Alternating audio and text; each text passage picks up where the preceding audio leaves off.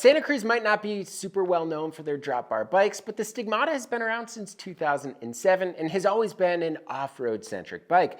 Whether it was their initial cantilever equipped cyclocross bike or the more recent reincarnated gravel rig, the Stigmata has evolved, especially as gravel cycling has gained popularity. But thinking outside the lines, Santa Cruz redesigned the Stigmata with more versatility in mind, opening up a world of possibilities. And in this video, we're going to dive into how they accomplish that. Let's do it.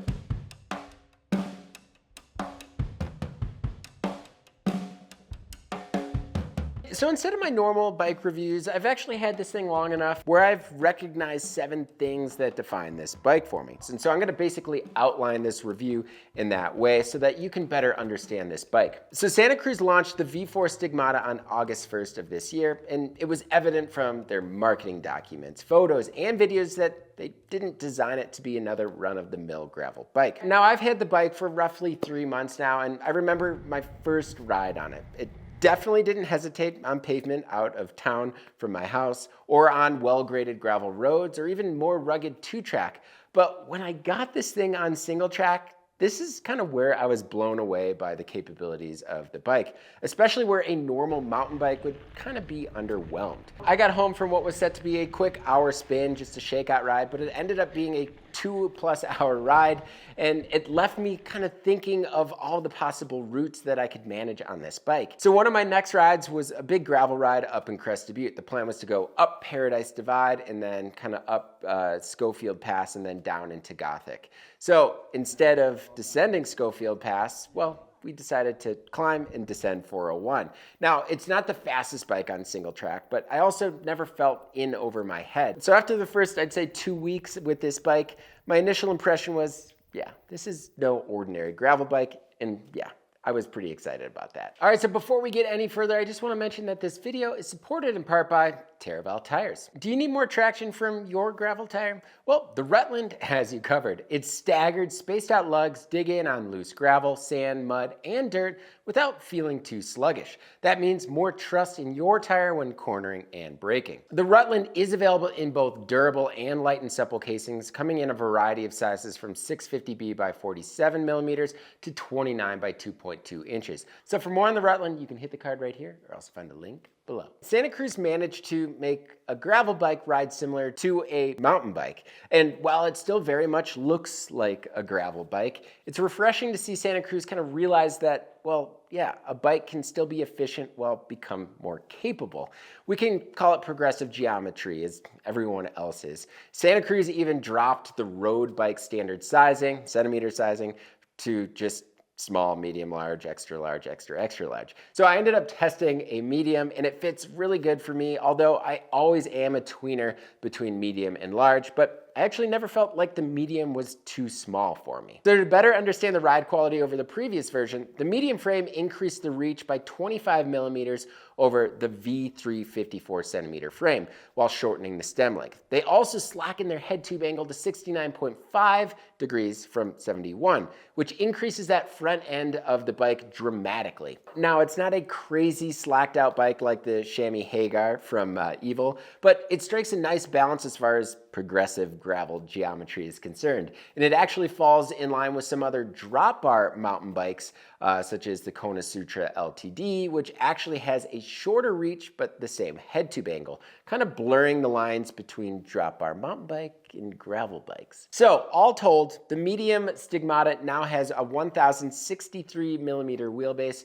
And while you may say, well, I don't want a super long gravel bike, well, you do if you're riding all day over rough terrain. And I definitely appreciated that. So the look definitely didn't change too much from the previous design, coming with similar lines. So it definitely maintained a beautiful industrial design with this gorgeous matte brick red colorway. Really, really like that. And as far as the ride quality, it's built from their carbon CC layup. So it's definitely stiff, but it's not overly harsh, I recognized. And especially when adding weight, it's certainly gives the bike a little bit more flex, but certainly not as much flex as, say, adding weight to a titanium or steel bike. Despite those blurred lines, the Stigmata still remains a gravel bike because of the tire clearance. It's not a bike that I would say take on the Great Divide mountain bike route or race the Tour Divide with. We saw firsthand every racer who raced the Tour Divide this past year on a gravel bike, well, they had issues with them. But if you were to make a case to bring one on the Great Divide mountain bike route, well, the Stigmata just might be it. So the Stigmata comes stock with 45mm Maxxis Ramblers, but has clearance for up to 50mm tires. So I ended up actually playing around with the Maxxis Ravengers, and the extra volume and aggressive tread pattern definitely gave the bike and me a little bit more confidence on faster corners and technical bits of single track. Could you eke out a bit more tire? Likely, but that would definitely compromise mud clearance, and if you plan on adventuring with this bike, you're best to kind of stick with their recommended clearance. Also, worth mentioning is that Santa Cruz dropped the 650B option and designed the new Stigmata around the 700C platform, so they don't recommend rocking a 2+ inch 27.5 setup. All right, so another big change on the V4 is the frame is now suspension corrected. So it's built around a longer axle to crown found on 40mm suspension forks. I was really excited to actually get on this bike for this reason alone. I've never tested a gravel suspension fork before, mainly because none of them actually fit on drop bar mountain bikes that fit 2+ inch tires. Maybe one day, but anyways.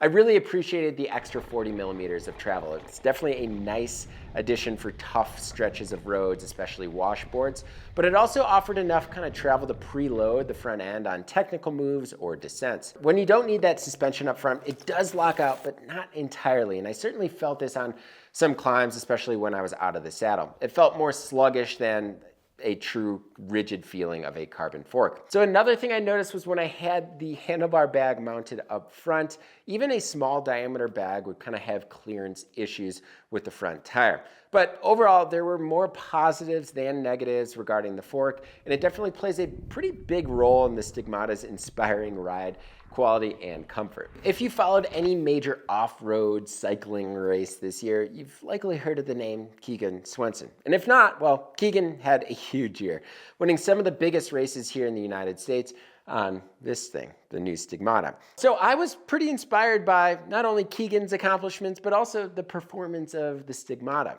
So I ended up signing up for a 120-mile local gravel race here in Gunnison to kind of see what the bike could manage. I haven't raced much recently, and it's been a long time since I've actually raced on a gravel bike. So the goal was to finish, but I also was excited to kind of put it all out there. So I realized a few things during this event. My fitness is not what it used to be, which that's fine.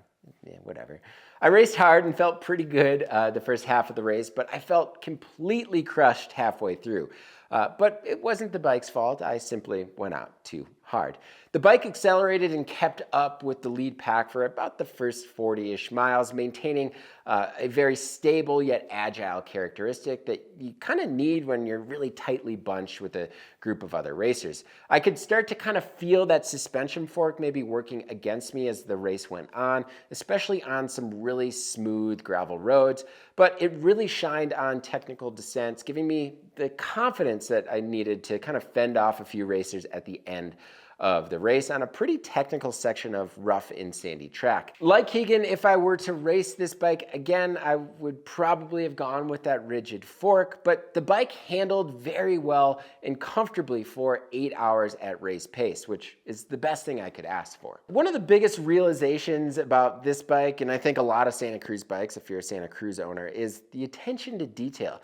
And that started with the glove box, a trickle-down feature from their mountain bikes. The glove box stores their tube, purse, and tool wallet within their down tube, which essentially gives you a tucked away repair kit that would otherwise be attached to either the frame or your body in some capacity.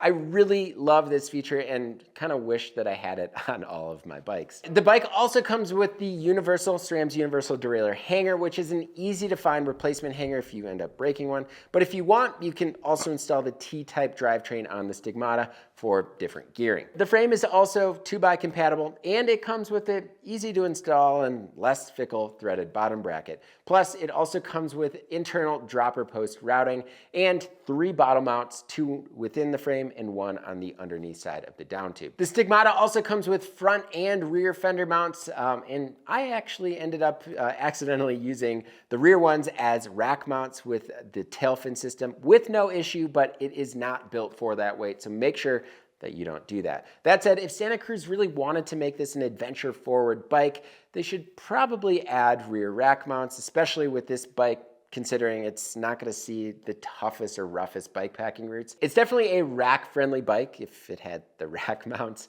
I ended up using a rack for this particular bike because the SRAM Access dropper post is simply not seat pack friendly with the battery position the way it is. If you are looking for a rear rack mount for this bike, I found that the Robert Axel project Old Man Mountain Fit kits worked on this bike really well, so that's a good option to add mounts near the dropout. All right, so this build, yeah, it's a high-end build for sure. The Force 1 RSV build came with the new Force 12-speed driver. It's actually been a really long time since I used SRAM drop bar cockpit, and I was pretty impressed. Not only did the brakes grab a little bit more than I remember, but the crisp shifting was really noticeable. The electronic shifting paddles on either side of the levers were really easy to press, and incorporating both of the levers to activate the Access dropper was really kind of slick. The bike came with a Force 1144 cassette with a 40-tooth chainring, and while it was some steep gearing for the mountains, because of its lightweight nature and efficiency, I actually found the gearing to be quite manageable on the bike. That said, maybe a 38 or 36 tooth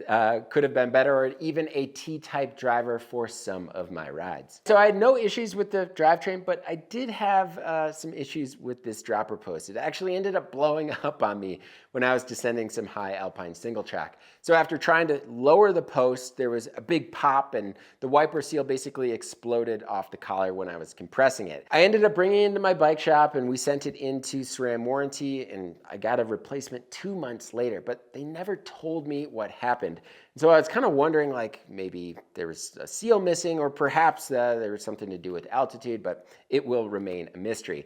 The replacement dropper worked flawlessly after that, and when I was able to throw the dropper back on the bike, it really allowed for a little bit more maneuverability on the bike. Another notable part that I was not really excited about after peeking the spec sheet was these narrow handlebars. I think they're either 42 or 44 centimeter bars, but after actually riding the bike for a while, the bars kind of were proportional to the bike, and it didn't really bother me as much as I anticipated. That was until I installed a handlebar bag and realized that there was not much clearance between my hands in the drops and the bag itself. The bike also comes with Santa Cruz's in-house brand Reserve Carbon 25 GR rims paired with DT Swiss 350 hubs. The 24-hole wheel set is super stiff, yet still was actually rather comfortable for me, and it definitely helps keep this bike weight to 21 pounds, which is impressive, I'd say, especially with a suspension fork. And yes, they do come with those Reserve Fillmore valves, which I've yet to have any issues with. So after looking at some geometry of past gravel bikes that I've owned and the V3 Stigmata, well, I don't think I want anything less than the new version. Riding the Stigmata truly makes you rethink your bike ride, your route, your speed, and your fun factor. It made me kind of fall in love again with the terrain around my house, allowing me to get creative with my routes, much like the engineers did with the new design here. Now, like many Santa Cruz bikes, high-end bikes come with high-end price tags, but you do get a lifetime warranty on the frame and the Reserve wheels. The frame set will run you $2,700 USD. The Rival 1 Access build will run you $4,900 USD, and this Force 1 Access RSV build will run you $7,700 USD. And while I certainly can't afford the top-end build, the bike itself has a ride quality that I would certainly consider adding to my collection. So, what do you all think? Let me know your thoughts on the new Santa Cruz Stigmata, its progressive geometry, and perhaps the future of gravel bikes. Is this it? So if you enjoyed this video and want to see more like it, please hit that subscribe button and notification bell. I just want to thank everyone that has subscribed. We just hit over 100,000 subscribers, and that's a big deal for me. Over the last 3 years, we've really dedicated our time to this channel, and yeah, it's come a long way, but we appreciate your support. And if you want to help support us a little bit more, you can do so by signing up for the Bikepacking Collective. The Bikepacking Collective has a lot of awesome perks, including giveaways and the twice annual Bikepacking Journal. So for more details, you can click on the card in the top right corner, or also find a link in the description below. As always, thank you all so much for watching, and until next time, pedal further.